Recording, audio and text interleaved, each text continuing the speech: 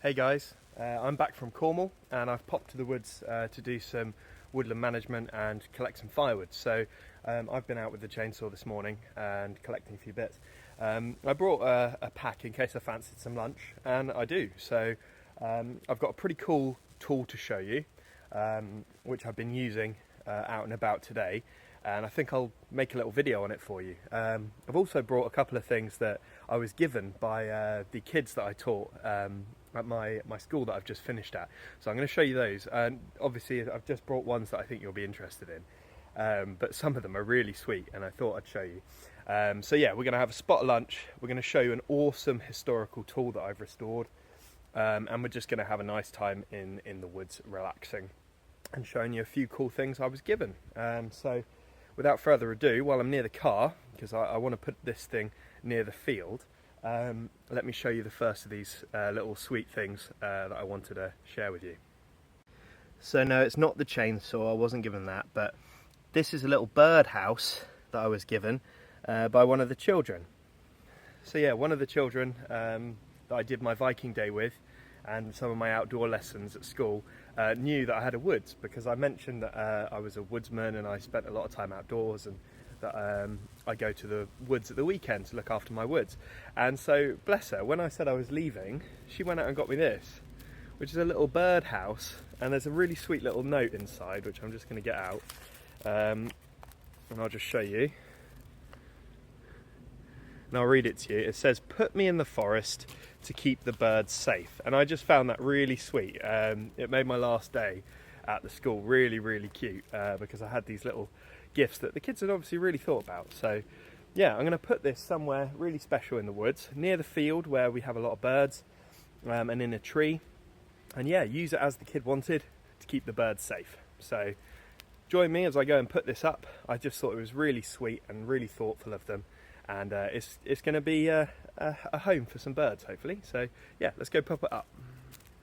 So I've come right to the boundary line of the woods. Found a little nook in this hornbeam. I'm just going to tuck it in carefully, so that can be a home for some birds.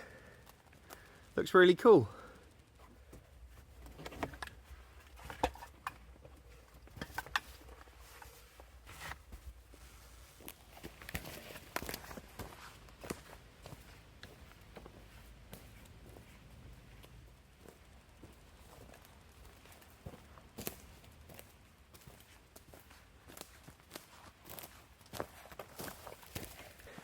Now, if I remember, there's a really cool ash tree that looks like a throne, and considering my surname is King, I feel it's quite fitting that I go sit in it. So I'm not going to bother putting a tarp up because it is sunny. It's not due to rain today, so I'm going to risk it. So I'm going to go find that seat tree, the throne, and yeah, I'll bring you back once I've found it. So I think it's just around here, so I'm going to have a look. Okay, here it is. I'm going to dump my pack down and go and grab a little bit of the wood that I sawed up, so we can have a cook up. And yeah, this is going to be my home today. You can see there's a little place for me to sit there.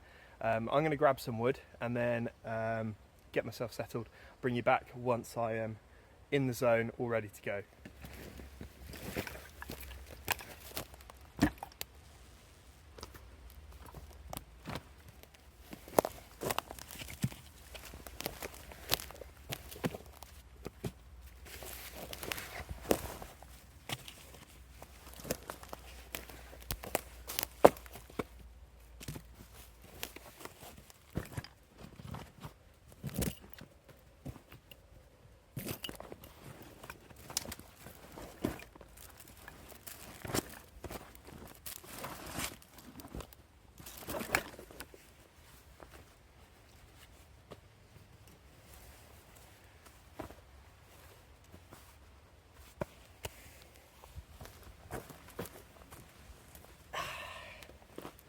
Oh yeah, even got an armrest.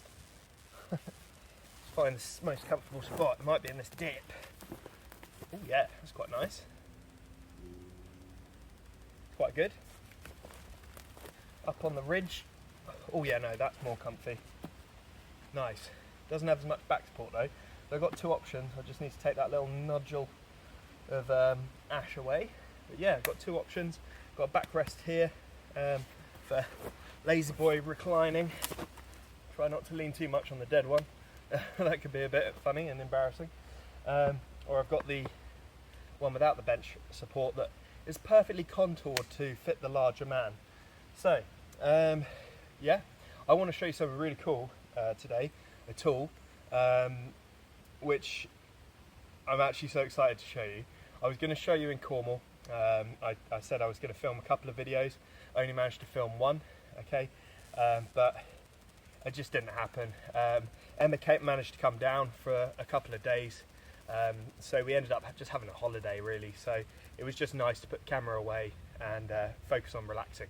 As you guys know, I've moved to Sussex, Wadhurst, which is not very far from my woods actually. It's about a 20-30 minute drive depending on traffic, which means I can come up here a lot more. I can look after the woods a lot better, and it just suits me all round. So with that, it meant that I had to change jobs.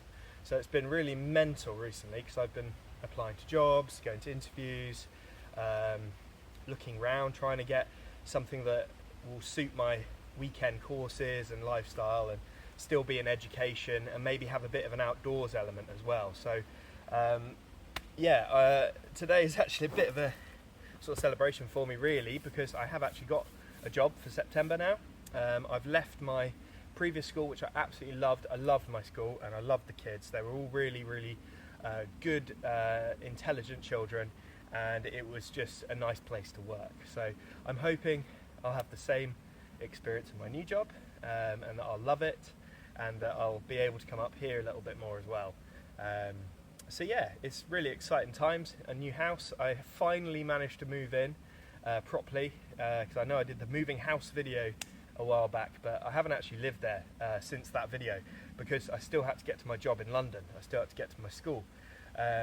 So Emma's been living in Wadhurst, my fiance, and I've been living with my parents near London, near Heathrow. So yeah, it's been a challenge because we've been separate because of circumstances, and Emma's been coming to see me. I've been going to see her as much as we can, but I had to see the term out. I didn't want to leave the children halfway through the year, so that's what it is.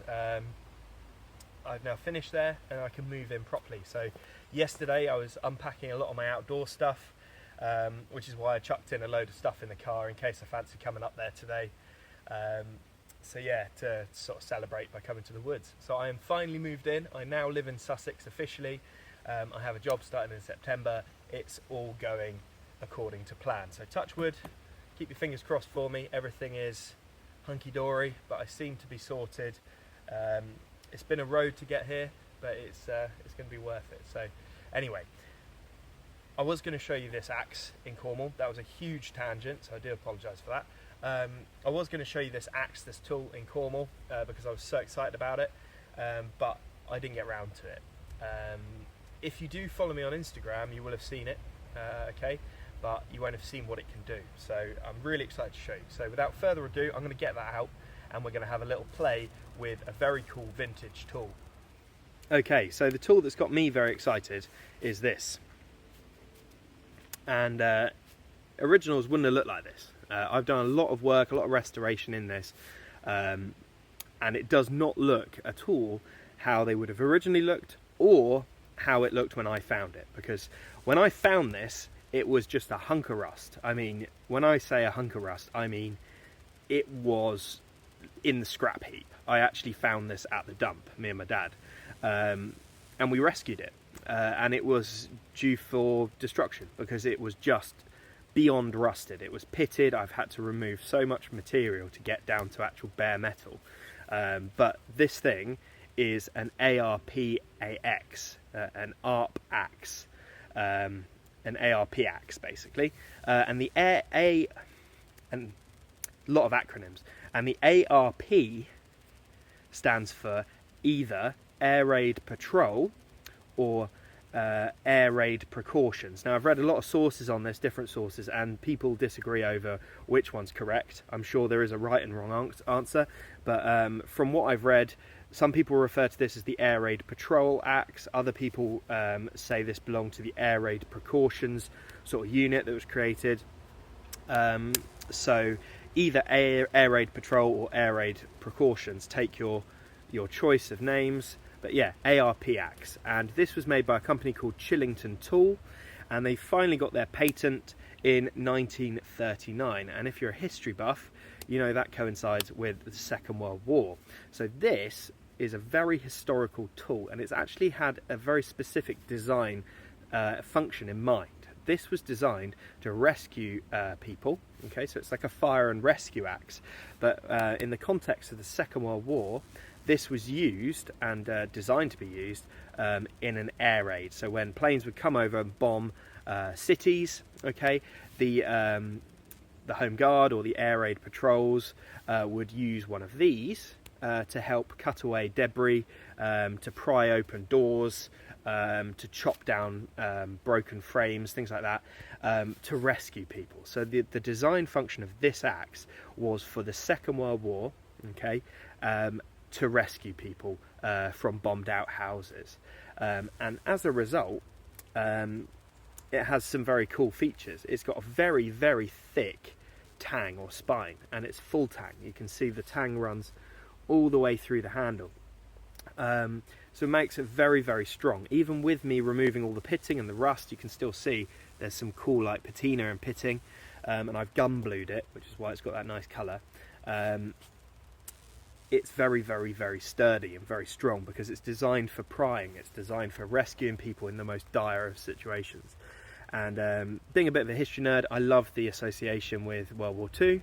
I love that it's that old, and I love that the likelihood is this axe has saved someone's life, because you can see, I mean, I've ground it away so I can strike a fire still a little bit, but there is mushrooming on the side here and here, which makes me think this has struck brick, it struck steel, it struck something harder than the actual metal of the axe in order to mushroom that metal out, which to me says this has been used in anger, and as it was designed for rescuing people out of burning buildings during the Blitz in London, it says to me that this has been used to rescue people during the bombings and in the Blitz. So to me, this is a very, very, very, very cool bit of kit to have on my belt. Now, you can see it's got a very new bevel. The bevel on it originally was, you couldn't have cut butter with it. It was like a flat edge, basically, where it had been obviously used and abused. So I've completely reprofiled it. I've put a convex edge on it, and it's now very, very sharp. I've also done the same to the spike. This again was just it was more like a flat chisel with no edge. I have completely reprofiled it to like a bird's beak, and I've sharpened that to like a zombie spike, which would, yeah, be very, very good in a zombie apocalypse, but for me, is good for prying and quite good for like smashing things up, digging out roots, and if I need to, just using it as a wedge, so splitting. It could be used for prying if ever I needed something to pry. So I've made it a very multifunctional tool. Let me talk to you a little bit more about this. Now, the original Chillington tool would not have had this handle, okay? The ARPAX would have had a rubber handle, and that's why the handle is so narrow. So if I had the choice, I would have had the handle at least as thick as this bit here, but I haven't ground this away. This is the thickness of the tang, because the original axe would have been set into a rubber grip that would have been about that wide, okay, and it was tested, I think, to like 20,000 volts or 2,000 volts or something, I can't quite remember, but it was tested for the mains, and the idea was the tang, the metal, was set into this rubber over grip, okay, so it was like a stick tang axe, basically, into a rubber handle that was a resistor to electrical conduction. So if you're rescuing someone, you chop through a cable, the idea is the operator doesn't get electrocuted. So obviously now I would be fully zapped because the tang runs all the way through. But I don't have a way of setting this into a rubber handle. I don't have an original ARPAX grip. It didn't have anything on it. It was just the tang rusted to high heaven. So I had to make do with what I could. So what I've done is instead of that rubber over grip, I'll put a picture of the process here. So this is what the original ARPAX would look like. So I'll just put a picture on the screen now. Okay, so that's what an original one would look like. You can see the rubber grip on there. Good for rescuing people because you won't get electrocuted cutting through mains cables. Now what I had to do was I had to first of all remove the rust, because as I said, this thing was blunt, it was barely recognisable. I rescued it just thinking, cool, that's definitely a hatchet of some kind, and it looks like a fireman's axe because of the spike. So I took it home, rescued it out the dump, and I soaked it in vinegar, used wire wool and wet and dry sandpaper to scrape off as much as I could until I finally got to bare metal.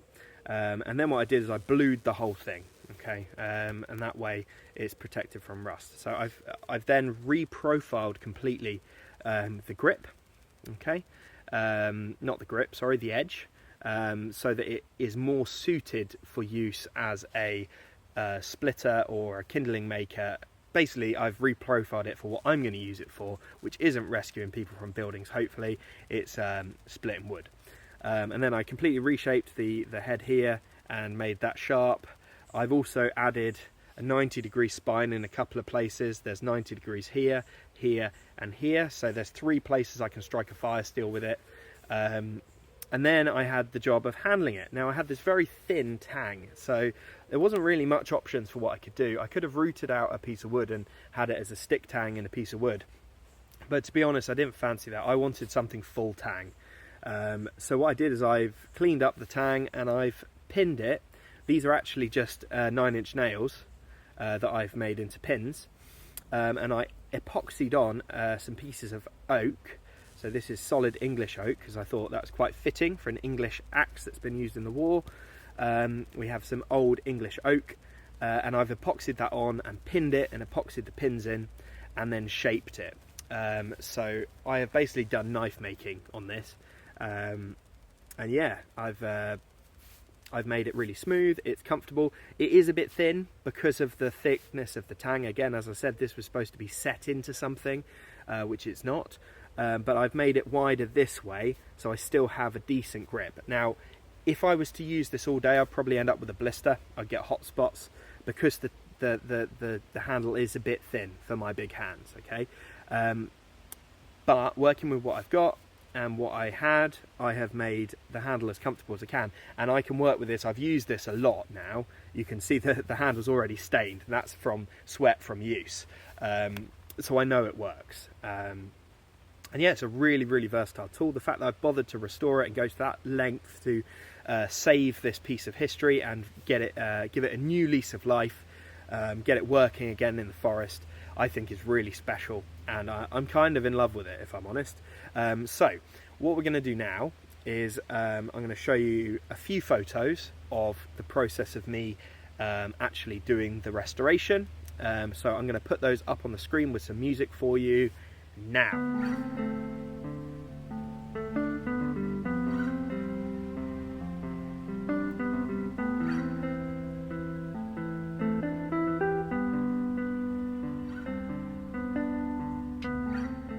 Okay, so as you can see, a lot of work went into making this a usable tool again, and now I just want to show you what it can do. So we're going to split up some wood, we're going to carve some shavings with it, we're going to test that spike strength, and we're going to light a fire with it, striking a fire steel, and then we're going to relax. I'm going to show you a couple of my leaving gifts that I got.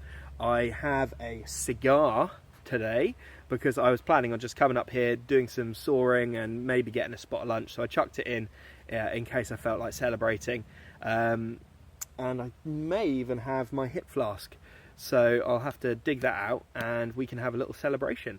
So yeah, let's have a look at what this can do. It's pretty damn awesome. It's a weighty, hefty bit of kit, and I think you guys are going to be really impressed with this.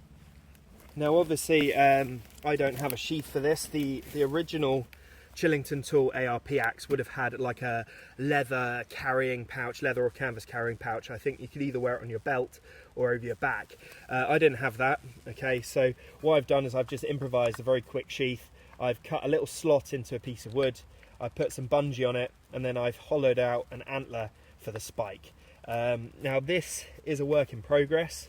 I need to make the hole in this end deeper, because if I was to jostle it around in my bag, I'll just try and get it off, but it does sometimes do that in my bag and pings off, which obviously having an unsheathed blade like this in your bag isn't particularly good for the longevity of your kit or your back.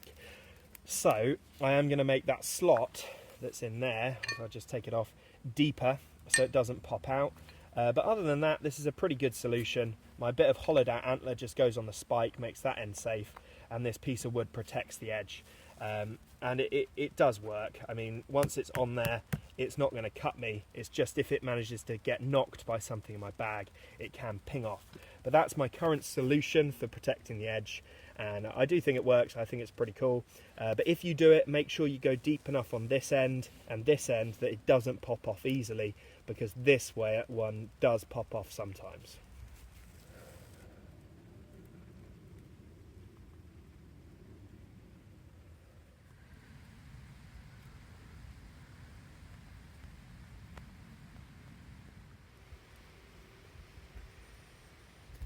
Okay, so I'm going to try and be a bit realistic with the chopping test.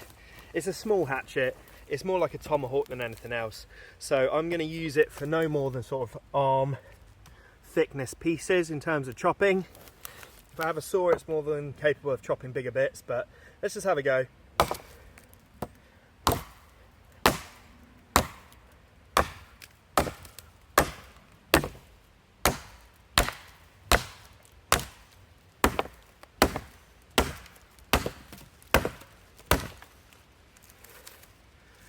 Okay, so it does have a lot of weight, hence why it broke the bottom of that.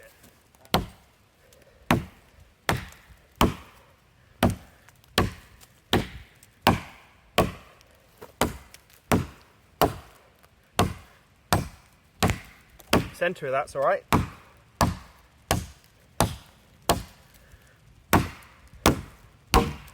There you go.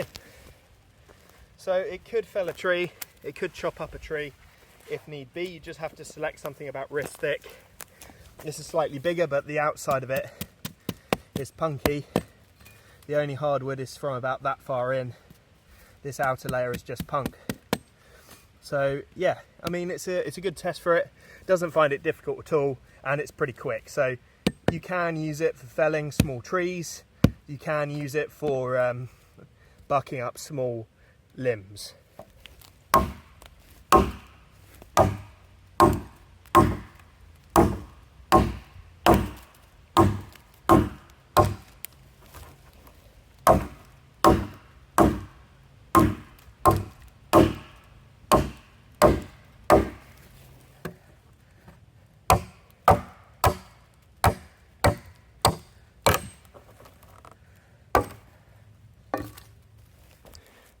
So whilst it's not going to win any Timber Sport awards, it is pretty decent, okay, and it does what a hatchet of this sort of size is capable of. It certainly beats using a knife, and if you only had this, it would get the job done. Now splitting, I have done quite a bit of with this, and it works well, so let me show you that.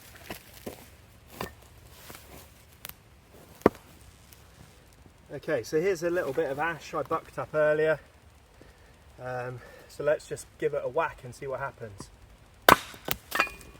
Yep.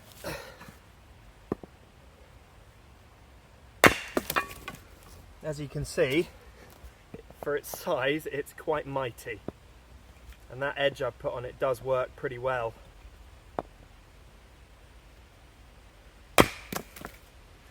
So for making kindling and small fires, it absolutely does the job.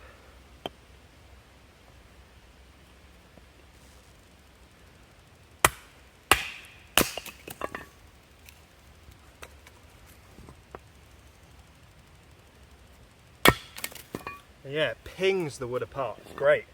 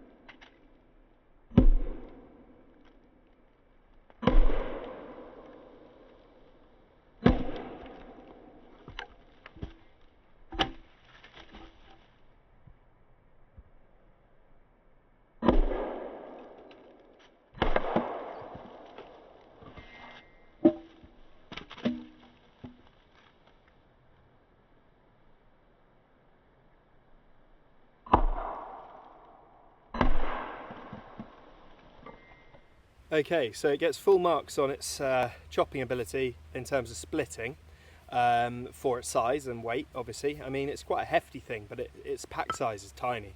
It would be a good belt axe, actually, I think. So, yeah, it does really, really well. It's not obviously a carving axe at all, way not its intended use, but I have profiled the edge in a way that you could use it for carving if you need to, and I have actually roughed out a spatula with this just to test it at home.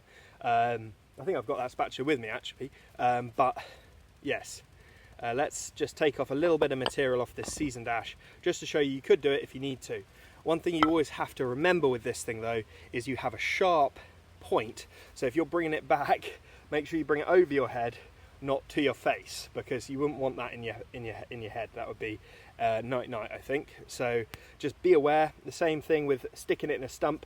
If you stick it in a stump, you've got this pointing up. If you trip over, you'd be impaled. So unless I'm doing it for a photo, I leave this flat on a stump with the sheath on, rather than stuck in a log with this deadly point sticking up in the air. So you do have to remember that you do have a second edge basically to consider, and that it's quite stabby, so just to be a bit careful of it.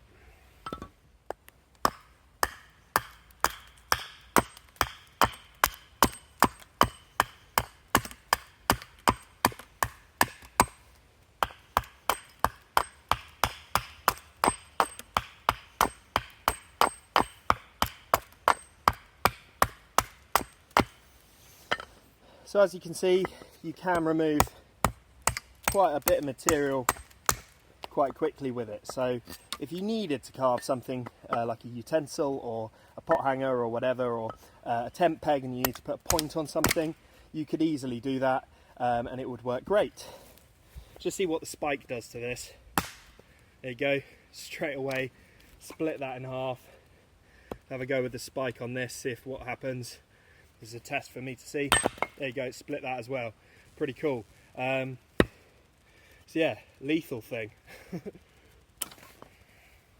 Save Mr.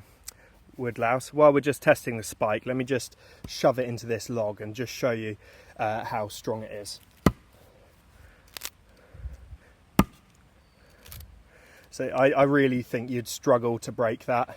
I mean, I could probably shove it in there as hard as I could and stand on the thing and it wouldn't budge. So you can see as well the damage that's done to this stump. Now this is actually a pretty solid stump, and it's done a fair bit of whack there. So yeah, I mean, in terms of strength and penetration, the spike does pretty well. Yeah. Now, my channel is very much about recreational bushcraft for fun, but I do always like to play the game of thinking, if I only had one tool, would I be able to survive with it? And I do think this is a viable one tool option. I don't have it as my only tool today. I have a nice little couple of knives from Field and Steel, my little matched pair, but I'm not going to try and use, I'm going to try not to use them today. I haven't used them once since I got here, so let's see. I'll have them on me, but I don't think I'll need it. So what I'm going to do now is just make a pile of shavings, and I think this axe is capable. I've done one tool bow drills with like the outdoor axe by Grand's Fours. I've done wildlife axe as my only tool before. I've done big survival knives as only tools, so I'm pretty confident this will work. I've even used a big old bill hook that I've restored as a one tool option before. And this has given me similar vibes to that in terms of capability. So what I'm going to do now is bring the camera in close and see if I can make some shavings. I'll try a couple of different methods for making shavings, and you can try them out, see which way you prefer. But there's a few ways you can do it with an axe. It's not impossible. Now obviously these shavings I've already made by carving down are a perfectly viable fire starting assist, and if I wanted to, I could really use that method of just chopping down and getting slithers like this. So that's the first way you can make shavings with one of these, and just go around and collect them afterwards. Not going to be as fine as with a knife, but all of this is going to aid in lighting a fire. So that's the first way. And the second way would be to choke right up and just use it a bit like a knife. And you can see I'm able to get fairly nice curls, even considering this is not the most controlled method and not the most controlled tool for using like this. But you can, once you get a nice flat edge, just shave down. If you wanted to lock your elbow to be more consistent, you could.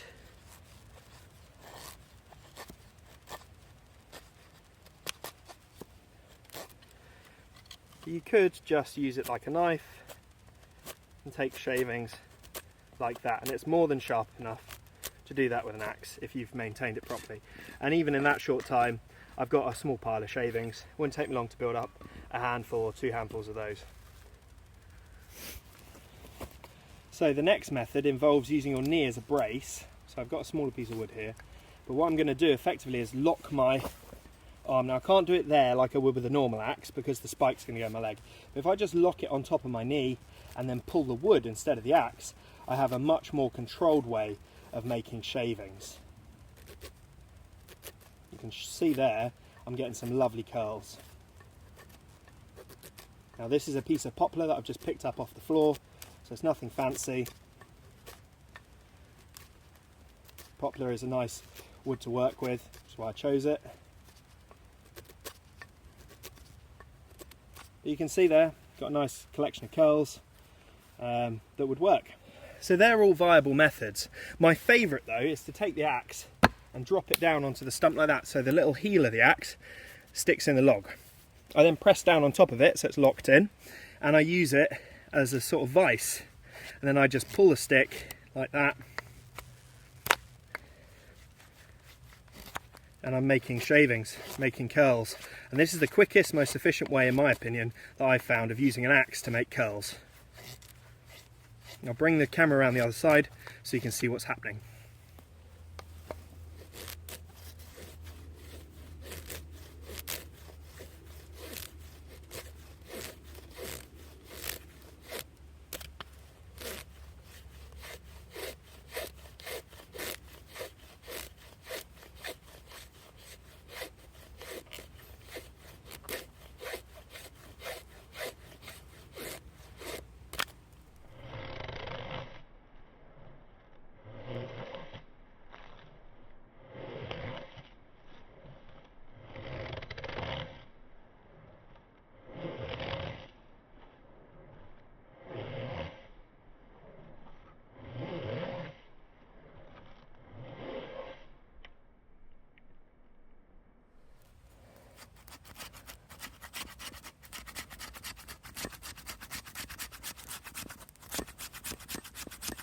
As you can see, that right angle I've put on there is great for scraping things like bark or fat wood. And yeah, that's ready to go. Let's get a fire steel. Let me just show you the 90 degree. So you can see, hurls sparks. And I've got a 90 degree here, here, here and here.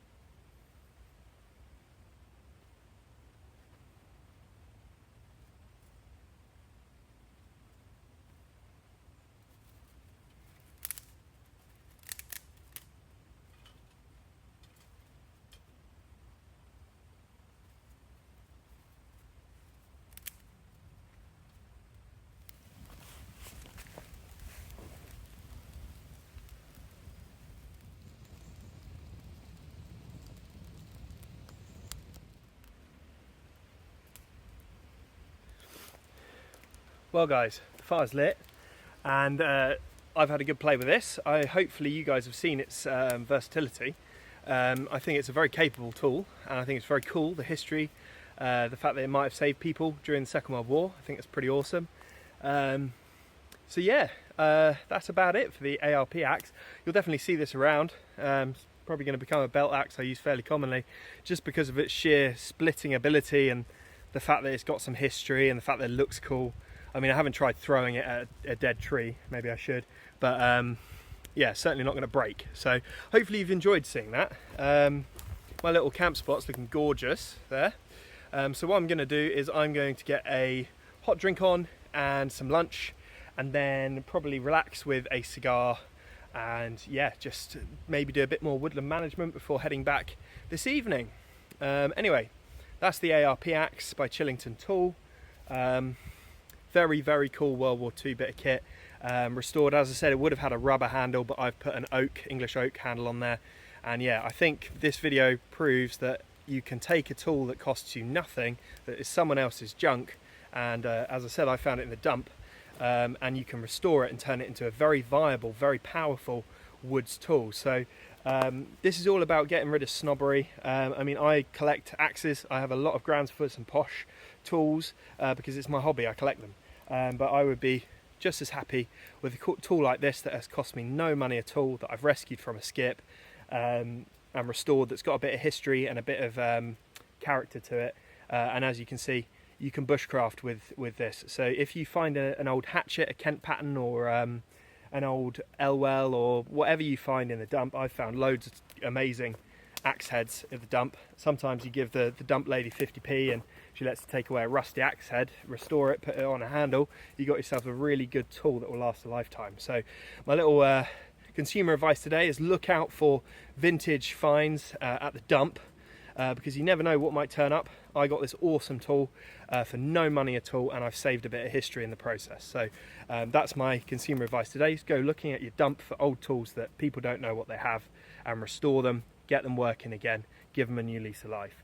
Right, time to chill. Let's get a coffee on, get some food on, and yeah, just sit and watch the woods. I want to scout out some possible locations to put a squirrel feeder today as well. I've built one in the workshop. I want to feed some squirrels. I want to control the graze because there is some tree damage. So I want to control the graze in this wood, and the quickest way of doing that is to have a feeding station. So I'm going to see how I get on with that, put a feeding station up, get them used to it, and then hopefully do some catch and cooks. Even if I don't film them, I haven't decided yet. Just, yeah, eat some squirrel. Some pigeon as well if there's crops that need protecting, but we'll see. Cool, right, let's have a coffee.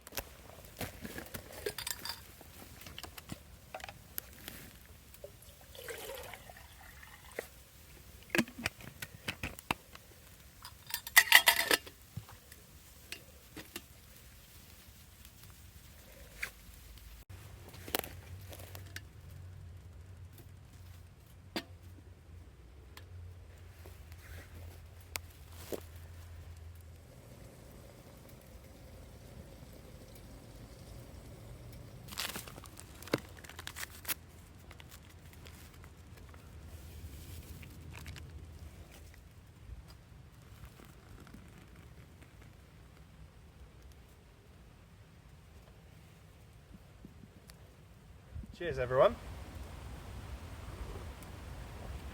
Rather than my normal black coffee today, I have a caramel latte of some kind.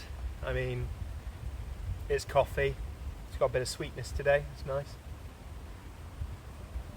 Yeah, I did a fair amount of sawing before I decided to actually film a video. Yeah, I've got a whole couple of piles of logs in different places at the woods. And I'm going to cart one of them back to the cottage for barbecue, fuel and things like that. I've got a whole woodshed full of seasoning ash from a wind-blown tree that came down here that I sorted out like a month ago, 3-4 weeks ago. That's all split and seasoning at home, but obviously needs a bit of time to air out and season properly before I use it. So I've sawed up some actually dry wood that can be used straight away to bring home. This is all what it's about. It's about this more countryside style of living, being able to go and get my own firewood rather than buying it at a service station outside of London, you know. And then we're not even allowed to burn it in London, so it's sort of redundant. So yeah, it's definitely a much more suited environment for me, this, and the fact that I can come here whenever I like after work or weekends is going to make such a difference to my mind. Just having that headspace, it's going to be great. I'm absolutely stoked, if you can't tell, for this next chapter. Right, I'm going to stop babbling. I'm going to enjoy my coffee. Then I think I've got quesadillas, so like wraps with cheese, and I think I brought some salami or chorizo. I could have had them as like a sandwich wrap, but I think I'll heat them up on my metal plate.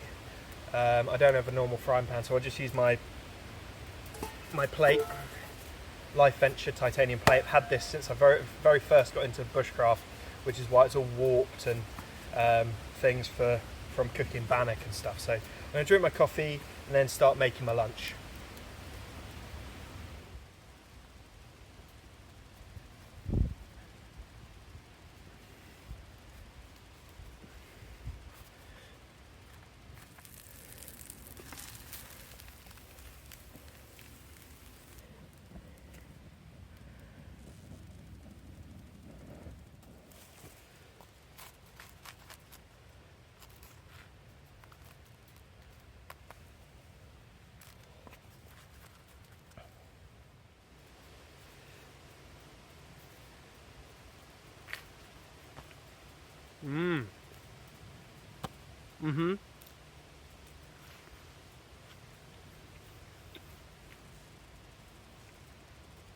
Toasted cheese, chorizo, and even a bit of red onion in there.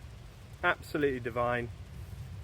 Bosh. I am going to enjoy these and bring you back after I've eaten. Cheers, guys. Now, I don't know about you, but I find I do my best thinking when I'm in the woods. And I was watching Joe Bennett's latest video yesterday, and it was about his scramble bike crash and how he's been having a really hard time of it of late. And he was in a coma, I believe, and he's lost like full use of his hands. He's like having to have really serious physio and looking into how he can get full motion back in his hands. And I just wanted to give him a big shout out because he's one of those sort of top people in our community. He inspired me. It was when I started out, it was like a triumvirate. It was 3 people that really got me into making YouTube videos, and it was MCQ Bushcraft, Joe Bennett, and it was Bushcraft Bartons. They were the 3. I was just obsessed with them. I watched all of their videos, and ever since I followed them religiously. It's just like I love those guys. I think their videos are fantastic at inspiring people to get out. I think they show really good skills, and they have such good knowledge. And I think Joe is such a pillar of the community. He's got so many people into the outdoors that when I heard he'd had an accident and was injured and couldn't go to the woods, it made me really sad for him. And I know Joe is a strong dude, and he will certainly overcome this. He'll get out to the woods soon. But I just wanted to, let him know that I'm thinking about him. I mean, he'll never see this because my channel's tiny. But if he ever does, Joe, I appreciate you. All the videos you've done have really inspired me. And I wish you all the best. I hope you can have some time with your family while you're recovering and you heal really quickly and you can get back out to doing what you love. But yeah, just sending all those best wishes to you from across the pond in England, and wishing you all the best. So I mentioned that I'm still celebrating my move, and also the fact that I've got a new job starting in September. Now, something you guys are going to find pretty cool is that the school have asked me to run a weekly bushcraft club. So that's going to be something I'm going to be doing. So I'm currently mid-planning and preparation for that. I've been ordering loads of fire steels and Vaseline and cotton balls and all sorts of things to show the kids and teach them, and hammocks and tarps, knots and ropes, and bungees, and all sorts of bushcrafty stuff that they can learn safely in the setting of a forest school base that they have at the school. So they already do sort of woodsy stuff there. They've got a fire pit and things, but yeah, I'm going to be doing more bushcraft. So that's going to be pretty cool. So I'm really excited to get stuck in with that, and it's yeah, I am absolutely stoked that I was asked to do that. It's going to be an hour a week, every week, maybe an hour and 15, can't quite remember. But I've got so many ideas, so much stuff I'm planning for it.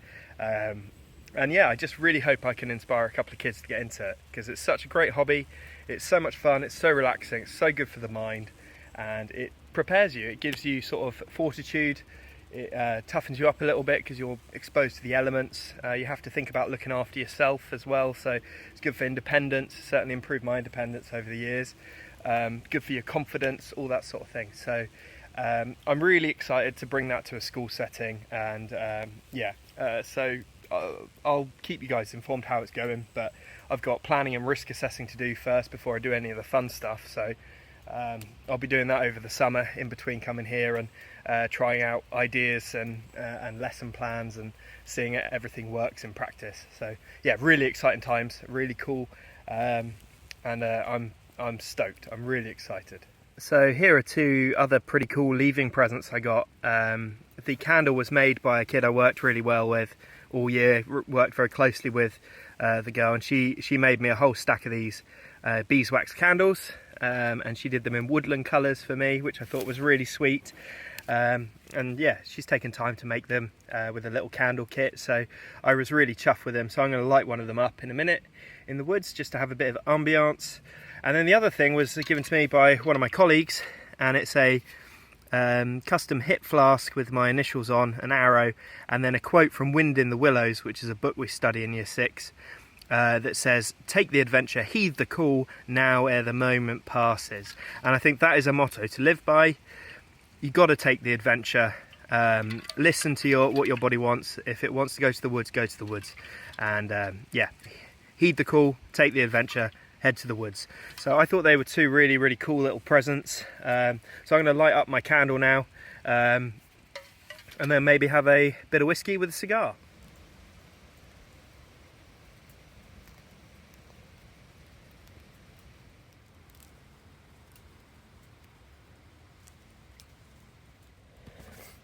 Now, I've been trying out a few cigars for my stag do, because I want to contribute with some cigars. So I've got a couple in here that have been in my kit that I want to try out, see what I think. I've had a brick house before, but I've not had the Maduro, so I could have that, or I could have this Asylum 13. They're in this little travel case with a Boveda pack, so they stay humidified. But yeah, I'm feeling, let's go for the big boy. Why not? Brick house. We've had World War II themes, let's go for the sort of big Churchill style one. And then we'll save that Asylum 13, which looks a mean little cigar, for another day.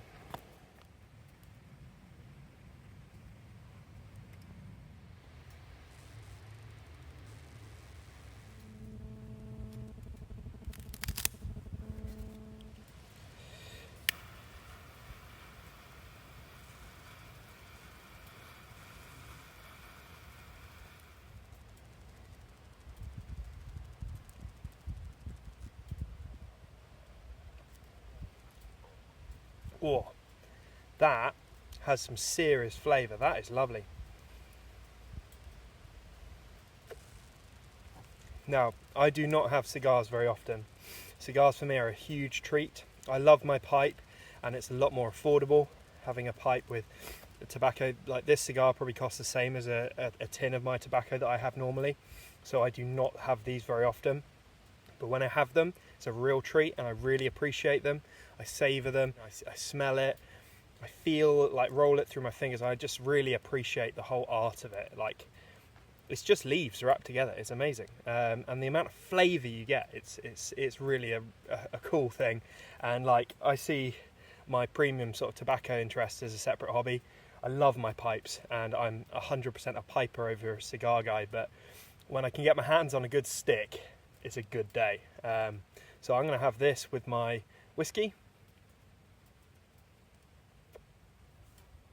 It is good. It's really good. Yeah, let's get my whiskey out.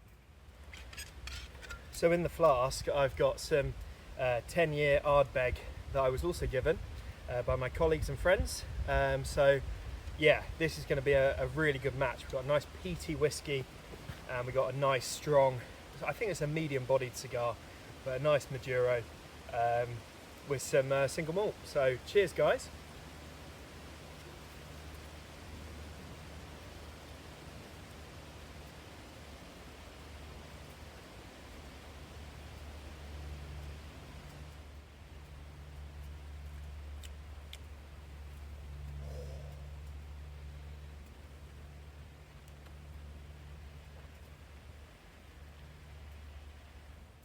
Little disclaimer for you, obviously, smoking is bad for you. I enjoy it as a treat. I certainly don't smoke every day. To be honest, I smoke my fancy tobaccos when I'm in the woods, and then maybe once a week. I'm very strict with it, but I do not recommend people smoke. It's bad for you. But a cigar like this, if you are a smoker, is a massive treat. So I do want to put that in because I don't want to be seen as someone encouraging smoking, because it is bad for you. It's another hobby I have, and it's something I enjoy when I'm in the woods or when I'm enjoying a treat or relaxing. A bit like having a scotch. It's like I don't have a whiskey every night.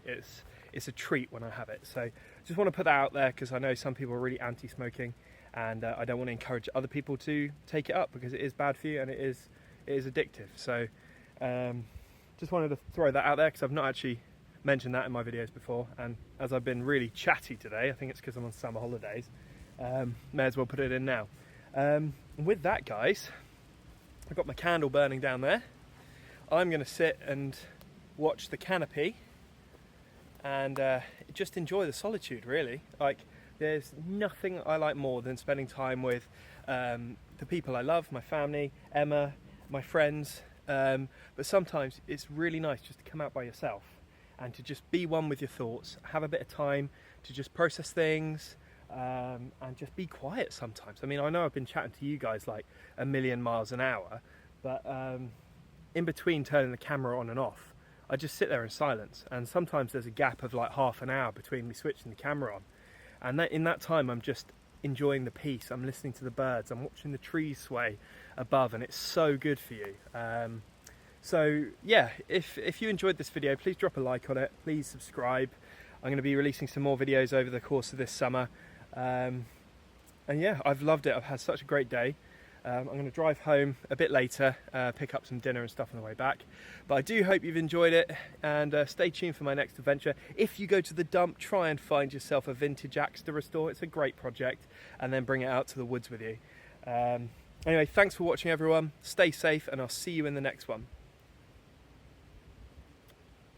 I know I say goodbye, but I just have to tell you this. I was just sat there watching the candle and the trees, and unfortunately I couldn't get out and film because I had my phone on charge, and when I got up I spooked it, but a lovely deer just walked down here while I was sat here. Literally just walked there, and as I got up I spooked it because I wanted to get it on film for you, but it just shows there's wildlife even in a small wood. And I already found deer tracks and deer droppings earlier, so it just goes to show if you're quiet and you sit still, you will see wildlife. So yeah, with that I am going to go, so thanks for watching again, and see you in the next one.